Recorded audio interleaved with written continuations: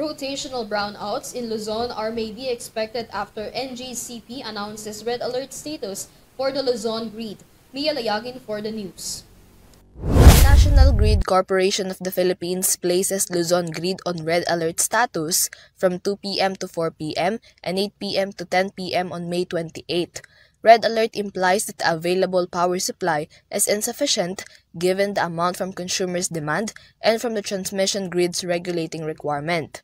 Luzon Grid was also placed under yellow alert from 1 p.m. to 2 p.m., 4 p.m. to 5 p.m., 6 p.m. to 8 p.m., and 10 p.m. to 11 p.m. on May 28, which indicates that the operating margin is not enough to reach the contingency requirement of the transmission grid.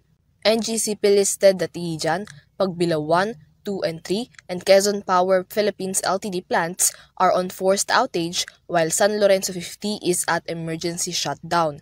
Meanwhile, Suwal 1 and 2 and Limay 4 and 8 plants are at the rated capacity. Visayas Grid was on yellow alert status from 2 p.m. to 4 p.m. of the same day. Electric company Meralco stated that they may opt to implement rotational brownouts in Luzon area if the power supply in the grid further thins. This is Mia Layagin for EuroTV News.